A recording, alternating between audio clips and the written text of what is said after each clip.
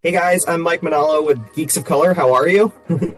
Hi. It's honestly a pleasure and an honor to talk to you guys. I'm really excited because I've missed this show.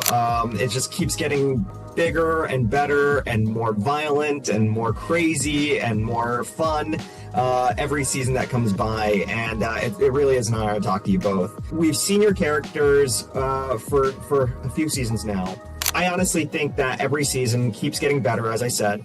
What is the most exciting thing about season 3? Can you guys tease that? What gets you guys the most excited about this season? I think for me, I got to explore loads of different sides of Swan. You get to see her in all sorts of states and situations with different characters. Obviously, the opening scene is pretty epic, and I get to do things I haven't done before. And I felt not just when I'm on, but for the whole series feels the most exciting yet, and it's bigger and more. Yeah, it's much bigger. It feels a lot bigger. I think it's more confident as well, isn't it? It's very confident. Yeah. The choices that we've made in this season are very confident. The worlds, the Io Waste is a big one. I can't wait for fans to see that. Ruidian. A return to a place that feels like home under different circumstances, with a character that has matured and grown and has a lot of pain, who's taking that back home. That's really exciting to see. And so there's a lot there.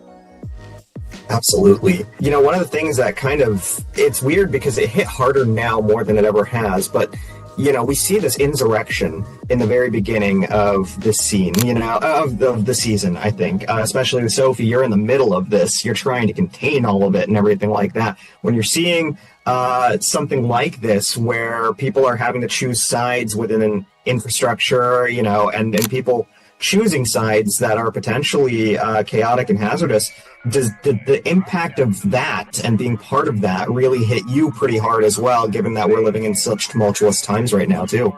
I think all the time that we're filming, you do that anyway when you're making things. You reflect you think about how it's reflecting in the world now. And I think with this story, we constantly kept looking out to look back in, and there's so many parallels and so many things to be learned from the way that things are dealt with in the story. And it's kind of remarkable sometimes when we've been filming something and there's something in the real world has such a similar tone, and quite frighteningly so.